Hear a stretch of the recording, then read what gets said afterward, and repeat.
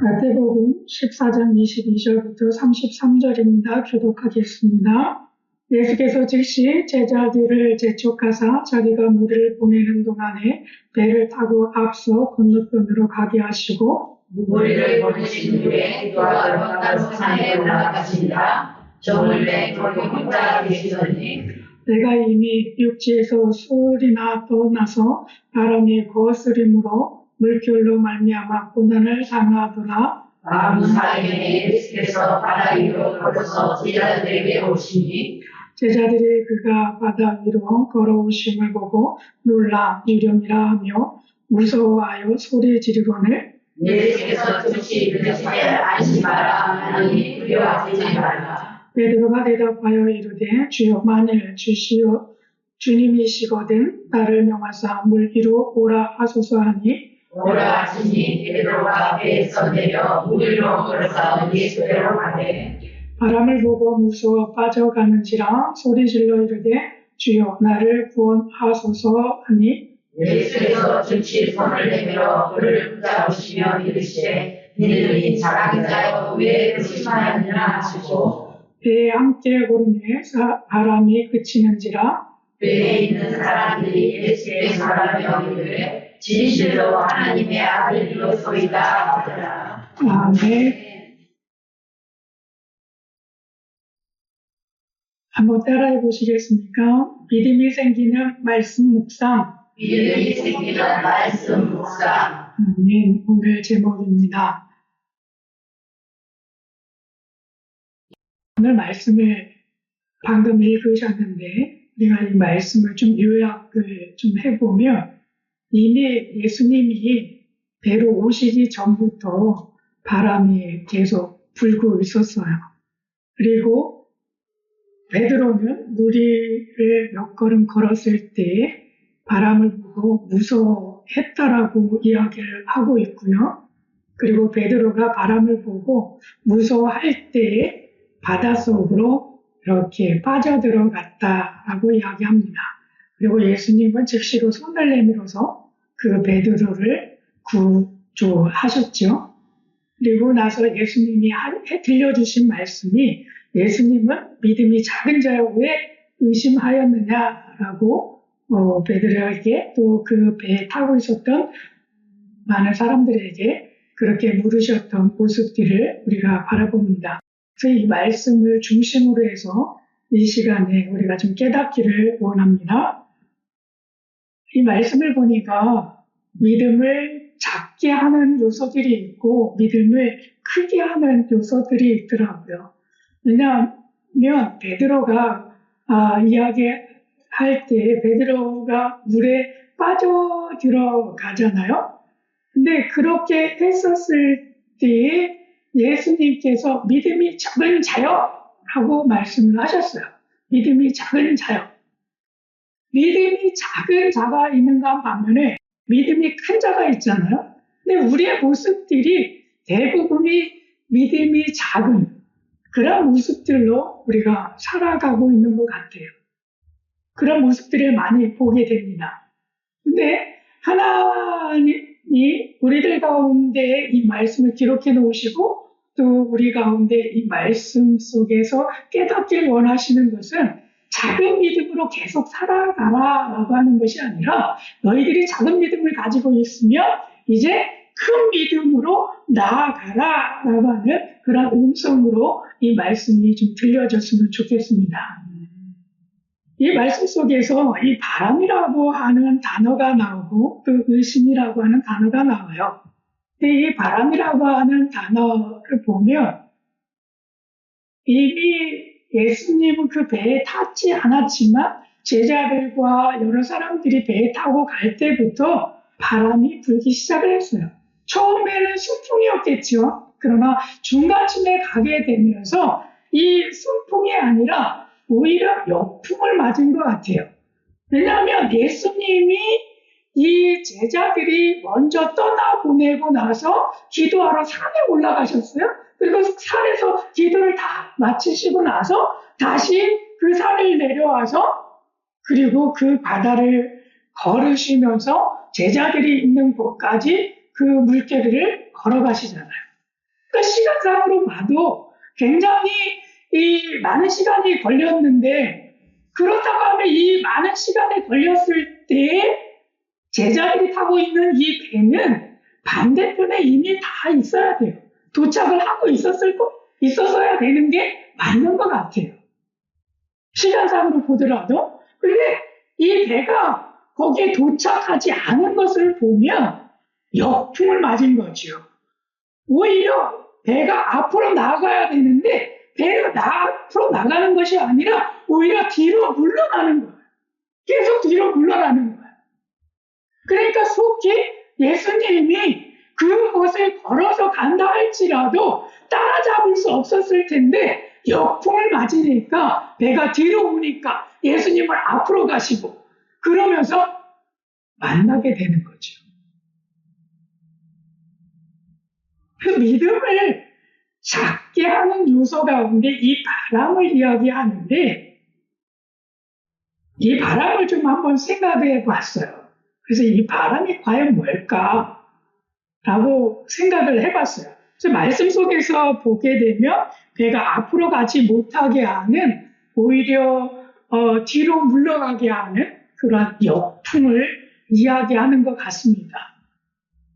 그래서 그 역풍을 만났더니 이 배 안에 타고 있었던 많은 제자들과 사람들이 그것으로 인해서 실망을 하고 있는 거죠. 앞으로 전진하지 못하고 있으니까. 그래서 이런 역풍을 가리켜서 뭐라고 이야기하냐면 사단의 저항이라고도 이야기를 해요. 사단이 앞으로 나아가지 못하게 하는 그러한 일들. 오히려 내가 앞으로 가고자 계속 노력할수록 오히려 뒤로 퇴보하는 그런 모습들을 바라보게 되는데, 이 사단에 저항하는 그런 모습들이 그 안에 있기 때문이다라고 우리가 판단을 할 수 있습니다. 근데 이러한 바람에도 이렇게 역풍이 있는가 반면에 순풍이 또 있어요. 그 순풍이라고 하는 것은 뭐냐 하면 배가 처음에는 순탄하게 그 바람을 통해 가지고 계속해서 앞으로 전진해 나가잖아요. 돛배라고 하면 돛에 의해서 그 바람을 이용해 가지고 앞으로 계속 노를 젓지 않아도 그 바람에 의해서 앞으로 슬슬 나가잖아요. 이것을 순풍이라고 이야기를 하잖아요. 그 바람에는 역풍도 있고 순풍도 있는 것 같아요. 어떨 때 바라보면 우리가 빠르게 응답받을 때도 있고 응답이 너무나 더딜 때가 있어요. 그럴 때는 응답이 빨리 되어질 때에는 순풍을 만난 것과 같은 그런 모습이고, 역풍을 만났을 때는 내가 계속해서 기도하지만 기도의 응답이 되어지지 아니하는, 오히려 기도가 퇴보하게 되는, 믿음을 잃어버리게 되는 그런 일들까지 경험을 하게 된다는 거예요. 지난 한 주간 저희 딸이 와가지고 용산에 와가지고 배구 경기를 했어요. 배구 경기를 하는데 정말 그 열악한 환경 속에서 자란 아이들 속에서 잘하는 팀이 있고 잘 못하는 팀이 있어요. 근데 우리 아이가 있는 그 팀도 별로 그렇게 실력이 좋은 편은 아니에요. 그런데 어떨 때는 이기고 어떨 때는 져요. 어떨 때는 2대 0으로 이기기도 하고 어떨 때는 2대 1로 패하기도 하고. 그래가지고 가만히 지켜보게 되면 이 아이들이 경기 내내 굴곡을 이루는 것 같아요.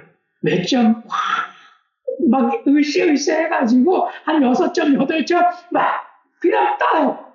그러다가 역풍을 만나는 것처럼 이상할 만큼 받는 것마다 안 되고 넘기는 것마다 막히고 막 이렇게 가지고 오히려 또 막 11점씩 막 내줘요. 그러면 그럴수록 다 무너져가지고 그 경기를 질 때가 있더라.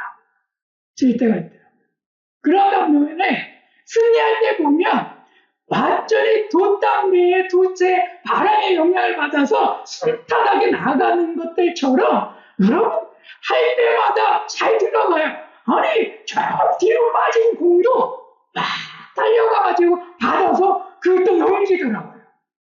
그렇게 됐을 때는 으쌰으쌰 해가지고 그 경기가 아주 잘 풀리는 모습들을 바라봤어요.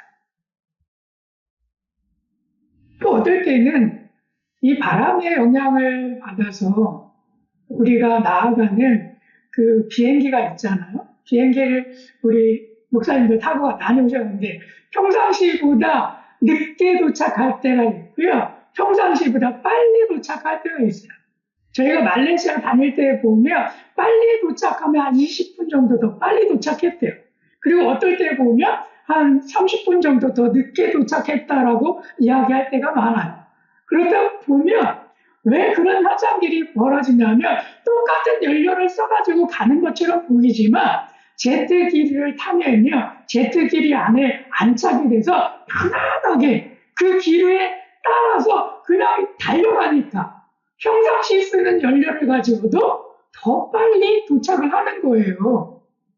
그러나 반면에 이 제트기를 찾지 못하고 오히려 제트기를 역행해서 나가면 에너지를 굉장히 많이 써요. 그래서 그 제트기를 반대로 해가지고 계속 거슬러 올라가야 되니까 시간이 좀 더 지체가 되는 것을 바라볼 수가 있더라는 거예요.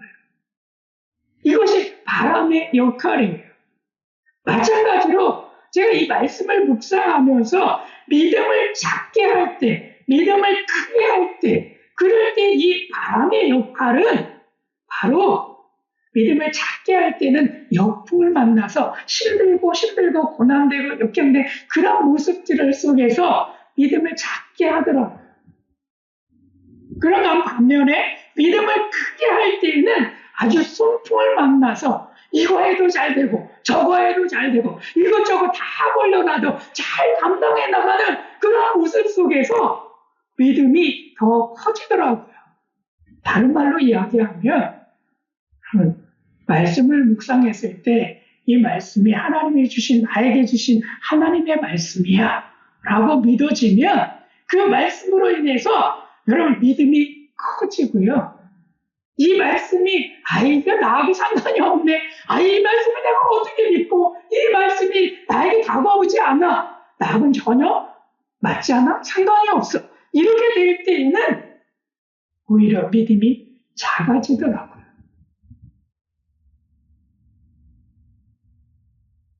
그리고 또 한 가지 믿음이 커질 때는 언제인지 아십니까? 이 말씀을 나에게 주신 말씀이라고 받았고 그리고 말씀으로 말미암아서 내가 살아나갔을 때 하나님이 응답해 주시잖아요. 하나님이 나에게 응답해 주시면 응답으로 말미암아서 내가 믿음이 커져가고 응답이 없으니까 그것이 너무나 힘들어서 오히려 믿음을 작게 만들더라고요. 그런 경험들을 많이 하셨습니까? 내가 하나님의 말씀들을 어떻게 받느냐에 따라서 믿음을 작게도 되어지고 크게도 되어지고 내가 응답되어지는 것을 통해서 내가 그것이 믿음을 크게도 되어지기도 하고 작게 되어지기도 하더라는 거예요. 그런 것처럼 이 바람이라고 하는 것이 잘 이용되어지고 잘 활용되어지면 우리에게 순풍이 되어져서 믿음을 크게도 하고 이것이 역풍을 만나게 되면 우리의 믿음을 작게도 만들다라고 하는 거예요.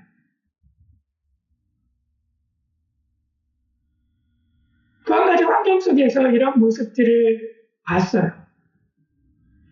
물에 빠지거나 물 위를 걸을 때를 한번 생각해 보십시오. 물에 빠져 들어가는 것은 우리가 자연현상 중에 하나예요. 그러니까 누구나 그냥 물을 걸으면 걸을 수 없도록 그냥 밑으로 빠져 들어가는 게 우리가 알고 있는 상식이고 그것이 자연 현상이에요. 그런데 물 위를 걸었어요. 베드로가 물 위를 걸었어요. 이런 것들은 자연을 수반하는 것이 아니라 오히려 역행을 하고 있는 거죠. 빠져들어가야 되는데 빠지지 않고 있어요. 그죠? 이것은 자연의 역행을 하고 있는 거예요. 오히려 역행을 했더니 내가 거기에 지금 걷고 있는 모습들이 있었어요. 이 역행이 어떻게 이루어지게 됩니까? 이 역행이 왜 베드로에게 일어났습니까? 왜 무리를 거릴 수 있게 되었지요? 예수님이 그에게 말씀하셨어요. 네가 여기로 오고 싶으니? 그래, 여기로 와봐. 라고 말씀했을 때 그 말씀을 의지해가지고 베드로가 한 발짝 뛸 때 반드시 자연현상은 물에 빠져야 됨에도 불구하고 빠지지 아니하고 그의 역행에서 오히려 물 위를 걸어가고 있었어요. 다르죠? 이 모습이 왜 달라졌습니까? 예수님이 말씀하셨기 때문에, 예수님이 베드로 가운데 역사했기 때문에 베드로는 그 물결을 걸을 수 있었다는 거예요. 자연적으로 빠져들어가는 게 상식인데 그 상식을 뛰어넘어서 그 말씀으로 말미암아서 이 베드로 가운데 그 말씀이 들어오니까 오히려 믿음이 생기더라는 거예요. 믿음이 생겼다는 거예요. 오히려 믿음을 크게 한 거죠. 크게. 그런 것처럼 우리가 말씀을 묵상한다라고 했을 때 우리가 이 말씀을 묵상했을 때 우리들도 믿음을 작게 할 수 있고 또한 믿음을 크게 할 수도 있다는 거예요. 이 말씀을 묵상하게 될 때 우리의 믿음을 작게 만드는 계속 우리를 초라하게 만들고 우리를 자꾸 죄에 빠지게 하고 믿음이 없게 하는 그러한 나락으로 떨어뜨리게 하는 그 말씀이 되는가 반면에 이 말씀을 묵상하게 될 때 우리에게 마음에 용기가 새겨지고 믿음이 생겨져서 자꾸 말씀을 묵상할 때마다 우리의 믿음이 이와 같이 계속 커져나가는 그런 모습들도 보여진다는 거예요. 그렇기 때문에 우리는 어떤 말씀으로 묵상을 해야 될까요?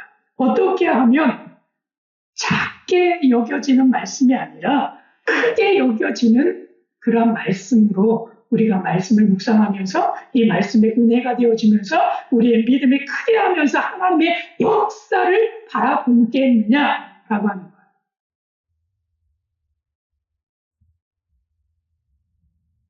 그리고 예수님이 우리 가운데 마지막으로 말씀하셨죠. 의심에 대해서 얘기했어요. 그 의심은 경험 속에서 심리적인 갈등을 많이 일으키지요.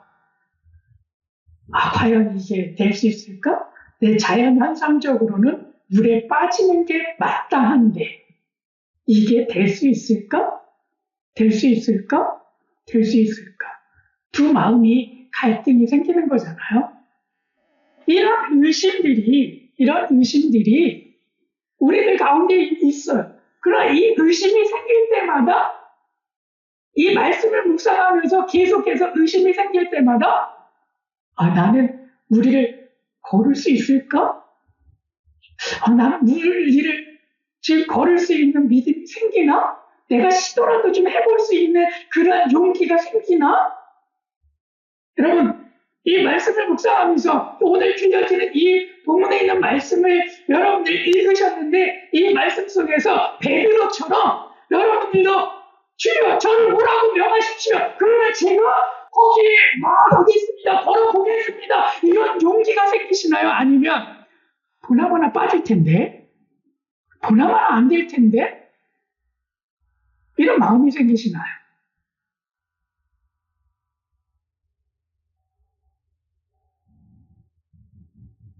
예수님의 제자 가운데 야고보가 있잖아요. 야고보 사도가 있는데 야고보 사도가 야고보서를 쓰면서 이렇게 보고 고백을 해놨어요.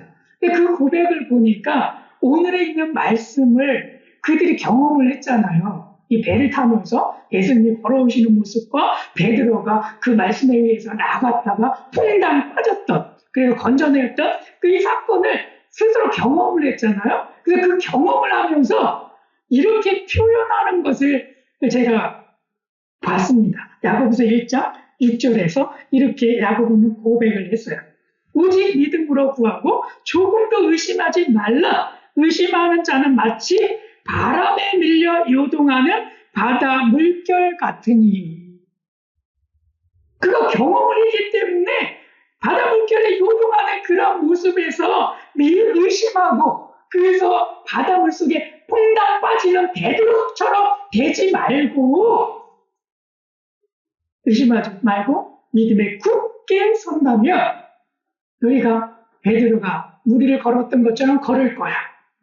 그러면서 오직 믿음으로 구하고 구했다라고 한다면 그걸 믿고 계속해서 의심하지 말고 그렇게 믿고 나아가라. 그러면 그 말씀대로 이루어질 것이다 라고 말씀을 하고 있어요.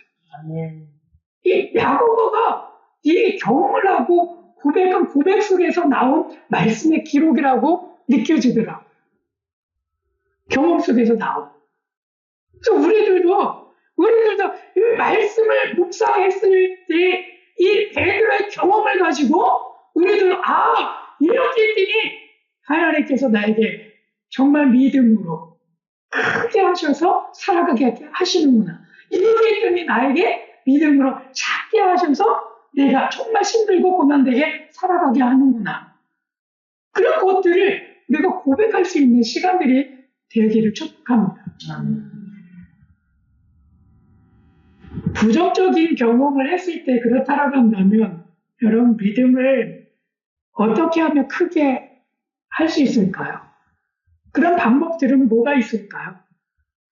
긍정적인 경험들은 사실 믿음을 아주 크게 만들죠. 내가 기도했는데 이루어졌어. 그러면 믿음이 출중하죠. 그렇죠? 내가 의사가 없음에도 불구하고 병든 자를 위해서 기도했더니 나았어요. 그리고 나한테 와가지고 목사님의 기도를 위해서 제가 치료받았어요. 그러면 저에게도 뿌듯한 마음이 생길 거야. 아마 믿음이 출중할 거야. 그래 다음에 또 기도해달라 그러면 내가 또 기도해드려야지. 이런 마음이 막 생길 거예요. 다른 누가 오더라도 내가 기도하면 나을 거야. 이런 믿음이 생길 거예요. 그렇지 않습니까? 근데 부정적인 경험을 했다라고 생각해 보세요. 제가 기도했는데 목사님 더 아파요. 왠지 모르겠어요. 왜 더 심하게 아픈지 모르겠어요. 이렇게 말이 딱 들려지면 나 이거 어떻게 하지? 기도를 해드렸는데 하나님 날 응답하지 않으셨네? 나 어떻게 하지? 그러면서 자꾸 제 믿음이 작아질 거예요. 다음에 기도하지 말아야지. 평상시보다 기도했더니 더 아프다고 하는데 가만히만 있어도 그냥 중간이라 갈 건데 괜히 해가지고 더 아프게 만들었다. 이런 생각이 들어가면 굉장히 제 마음이 아프게 될 거예요. 그렇죠? 그래서 긍정적인 경험을 하게 되면 믿음이 커지고요. 부정적인 경험을 하게 되면 그 의심을 통해 가지고 믿음의 나락이 계속해서 떨어지는 모습들을 바라보게 되어 있습니다. 이렇게 했을 때 우리는 부정적인 경험을 만약에 한다면 믿음을 어떻게 하면 크게 할 수 있을까요? 어떻게 할 때 믿음이 더 커질까요? 오늘 본문 속에서 32절과 33절에서 이렇게 말씀을 하고 있어요. 배에 함께 오름에 바람이 그치는지라 배에 있는 사람들이 예수께 절하며 이르되 진실로 하나님의 아들이로소이다. 이렇게 고백을 했어요. 베드로가 믿음이 떨어졌잖아요. 왜? 불에 빠졌잖아요. 그러면서 예수님이 즉시로 구원해 내셨고 그러면서 그를 어디로 인도했습니까? 배 안으로 인도했죠. 예수님이 베드로와 함께 더불어서 배 안에 들어가는 거예요. 믿음이 떨어질 때 그리고 그것을 잡아 일으켜서 우리가 믿음을 크게 한다라고 하는 것은 무엇과 같으냐 하면 예수님과 함께 더불어서 여러분 우리가 배에 올라갈 때에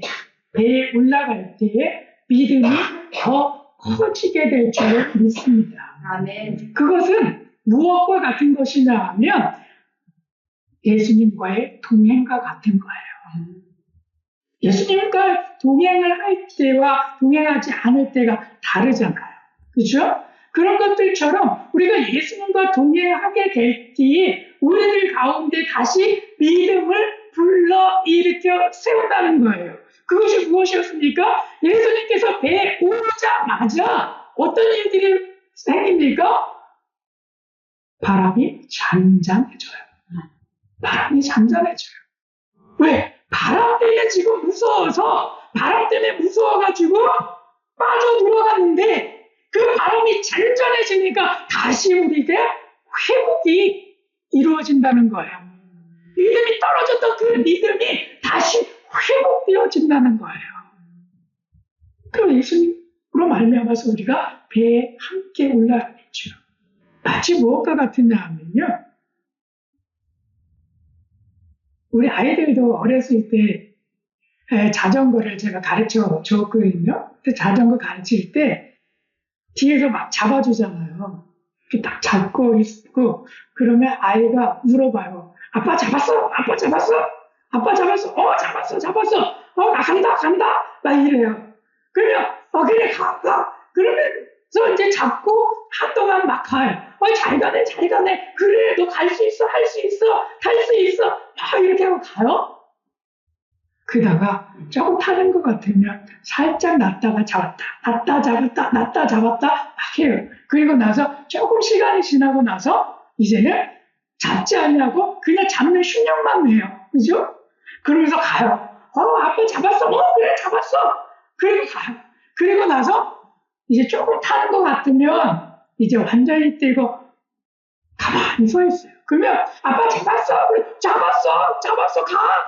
그래도 뒤를 돌 수가 없었으니까 이 아이는 잡은 줄 알고 그렇게 해서 자전거를 타면서 가잖아요. 뭐 때문에 그렇습니까? 아빠가 뒤에서 잡고 있다라고 하면 믿음 때문에 그런 거 아니에요? 우리 아이들 키울 때 어떤 일들을 경험했는가 하면요. 우리 아이들 보니까 막 이제 아장아장 걸을 때 아빠가, 엄마가 이리 와 하고 부르면 아이들이 그 잘 떼지도 못하는 발걸음 한 발자국 그리고 넘어지면서 기면서 그러면서 아빠가 엄마가 있는 그곳으로 오더라고요. 다 경험하시죠? 그런 것들처럼 이 아이에게 내가 앞에 있어도 이 아이는 앞에 있는 아빠 엄마를 바라보고 아빠 엄마가 저 앞에 계시는구나 그러면서 믿음이 생겨서 그 한 발자국을 내딛더라고요. 뒤에 있으나 앞에 있으나 그것을 바라보고 있다라고 생각을 하면 한 발자국 내딛더라고요. 근데 이것이 어린 아이 때 얘기죠. 그죠? 어린 아이 때 얘기지. 다 커가지고도, 야, 아빠 뒤에 서 있어. 앞에 서 있어. 일로 와. 되겠습니까? 다 크면 어떻게 해야 될까요? 다 크면 동행이죠.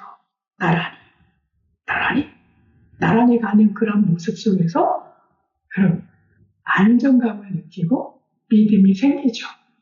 이제는 내 아빠가, 내 엄마가 앞에 있는 것도 아니고 뒤에 있는 것도 아니고 내 옆에서 계시는구나.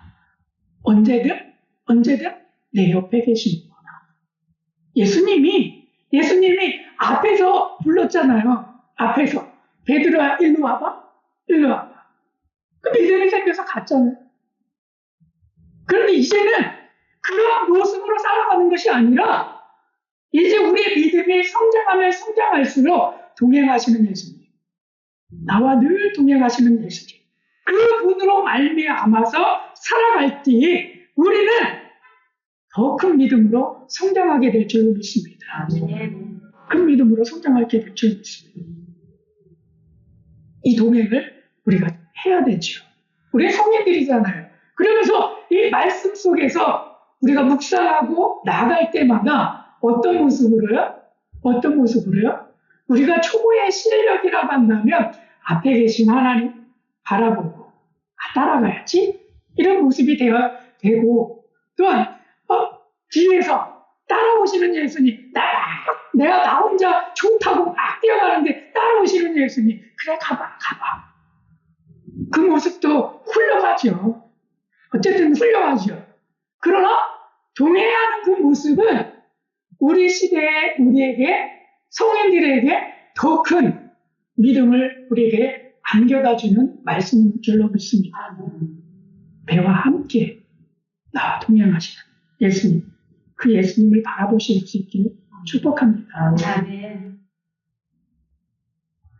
그렇다고 한다면 나는 제대로 깨닫고 있는지를 좀 점검을 좀 했으면 좋겠습니다. 이 말씀들을 묵상하면서 나는 이 말씀을 제대로 깨닫고 있을까? 제대로 깨닫는다라고 하는 것은 무엇과 같으냐 하면 말씀을 묵상할수록 믿음이 자꾸 커진다는 거예요. 아니면 나는 묵상할수록 자꾸 믿음이 작아져요. 이거 내가 못하겠는데? 안 되겠는데? 이렇게 작아지냐는 거예요. 어떤 경험들을 하십니까? 어떤 경험을 하십니까? 여러분들은 베드로처럼 용기를 내서 한 발자국 볼 수 있는 믿음을 갖고 계십니까? 생깁니까? 여러분 다 하셨잖아요. 언제요? 엄마 아빠 앞에서. 엄마 아빠 바라보고. 여러분들 한 발짝 뛰셨잖아요. 어렸을 때. 그렇죠? 다 뛰어보셨잖아요. 성공하셔서 여러분들이 지금 걷고 계시잖아요. 아니 뛰어다니고 계시잖아요. 그런 것처럼 예수님을 향해서 한번 그런 믿음을 내어보시길 바랍니다. 그 믿음을 한번 내어보세요. 내 엄마 앞에서 내가 그렇게 행동하는 것을 통해서 내가 지금 걷고 있는 것처럼 예수님 앞에서 내가 그렇게 한번 해보리라. 그래서 내가 걷고 뛰고 그래서 내가 이 시대 가운데 믿음이 있는 모습으로 살아가리라. 한번 용기를 내보십시오. 그 말씀을 묵상했을 때 그렇게 되지 아니하면 여러분 다시 말씀 묵상으로 가야 되는 거예요. 그래서 그 말씀이 나에게 용기를 계속 주고 있는지를 확인하는 거죠. 그래야 제대로 된 말씀 묵상인 거죠. 이 말씀 계속 묵상하는데 자꾸 믿음이 떨어져요. 그러면 계속 돌아가는 거예요. 어디로? 말씀으로. 언제까지? 용기가 생길 때까지. 말씀을 먹는 거예요. 새끼들이 여러분들 엄마 아빠가 물어다 주는 그러한 음식들을 계속 먹으면서 자라가잖아요. 그러면서 이 새끼들이요 날기 위해서 막 퍼덕퍼덕도 해봐요. 근데 날개에 털이 생기지 않아가지고 날 수가 없으니까 기다리죠.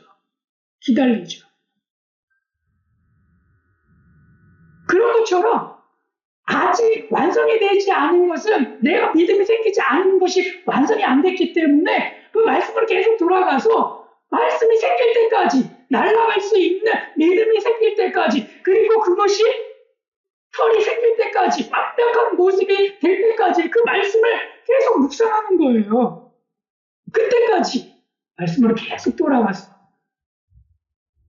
그래야 그 말씀이 이제 난 깨달아지고 그 말씀이 깨달아졌을 때 믿음의 용기가 생겨서 내가 그 말씀으로 살아갈 수 있는 거죠. 왜 우리가 자꾸 돌아가야 하느냐 하면 여러 군데 있는 말씀들을 제가 찾기는 했는데 한 군데 있는 말씀을 제가 들려드리자면 에레미야서 27장 15절에 가게 되면 이런 말씀을 하고 있어요. 이는 여호와의 말씀이니라 내가 그들을 보내지 아니하였거늘 그들이 내 이름으로 거짓을 예언하니 내가 너희를 몰아내리니 너희와 너희에게 예언하는 선지자들이 멸망하리라. 이 말씀이 뭐냐면요. 거짓 선지자들이 있었어요. 하나님께서 그 거짓 선지자들을 보내지 않았는데 너희들이 보냈다라고 하고 있고, 그리고 너희들이 거짓으로 평안할 거야, 잘 될 거야, 그렇게 얘기했어. 그렇기 때문에 너희는 내가 심판할 거야, 이렇게 말씀하시는 거예요. 누구를 향해서? 거짓 선지자들 향해서. 말씀을 깨달았을 때에 믿음이 생기지 아니하고 하나님이 주시는 말씀이다라고 내 마음속에 와닿지가 않냐 하는데, 그 말씀 가지고 생활한다고 한다면 여러분, 사단이 공격할 거예요. 어설프게 그 말씀들을 가지고 나아가기 때문에. 그렇지 않습니까? 그래서 이 말씀이 하나님께서 나에게 주시는 말씀이다라고 깨달아질 때까지 그 말씀을 계속 묵상하는 것이요. 그래야 믿음이 생기죠. 그리고 그 말씀으로 살아라라고 하는 그 음성을 들었을 때 하나님께서 그래, 내가 너를 세상으로 보낸다. 그 말씀으로 살아라. 그러면서 그 말씀에 의해서 하나님이 지켜주시고 그 말씀을 통해서 역사하시고 너희들이 그 말씀을 통해서 살아갈 때에 하나님께 영광이 되어지는 그런 모습이 된다는 거죠. 그때까지 가는 거예요. 그때까지 가는 거예요. 그래서 여기까지 우리가 점검을 해야 될 줄로 믿습니다. 이 말씀을 하나만 더 드릴게요. 사도행전에 가게 되면 3장 16절에 그 이름을 믿음으로, 그 이름이 너희가 보고 아는 이 사람을 성하게 하였나니 예수로 말미암아 난 믿음이 너희 모든 사람 앞에서 이같이 완전히 낫게 하였느니라. 여기서 말씀하고 있는 건 뭐냐 하면 예수로 말미암아서 난 믿음이라고 얘기했어요. 이 말씀이 어디에서 나왔느냐 하면 베드로와 요한이 성전으로 올라가다가 나면서부터 걷지 못하게 됐던 그 사람에게 내가 금과 은은 내게 없지만 나사렛 예수 그리스도 내게 있는 것으로 너에게 주노니 나사렛 예수 그리스도의 이름으로 일어나 걸으라 라고 말씀했을 때에 그 예수님의 이름이, 그 이름을 걷지 못하는 사람이 믿게 됐을 때에 믿음이 생겼고 그 믿음이 그를 걷게 했다는 거예요. 그래서 그 믿음이 예수로 말미암아서 난 믿음이에요. 예수로 말미암아서 난 믿음. 예수님을 우리가 믿게 될 때에 예수 그리스도께서 우리와 함께 하시고 동행하게 될 때에 우리에게 믿음이 생겨요. 믿음이 생겨요. 그렇기 때문에 베드로가 배에 예수님과 함께 올라갔을 때에 믿음이 생기기 시작을 하는 거예요. 예수의 이름으로. 예수의 이름으로. 그래서 우리가 이런 모습 속에서 살아나갈 수 있는 은혜와 축복이 있기를 축복합니다. 아멘. 이 한 주간에 그렇기 때문에 여러분들에게 말씀 나눔의 제목을 하나 드리겠습니다. 물 위를 걸어오라는 예수님의 말씀의 베드로처럼 믿음이 생기는지 안 생기는지 한 주간 이 말씀을 묵상하시고 여기에 대한 여러분들의 결심, 결단이 있기를 축복합니다. 아멘. 그리고 그 말씀들을 좀 나누어 주세요.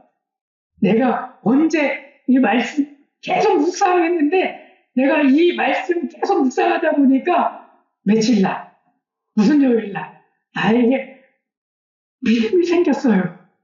한번 해보고 싶은 그런 믿음이 생겼어요. 이런 고백들이 생기는 그 시간들을 좀 나누어 주시기 바랍니다. 아시죠? 되십니까? 아멘? 네.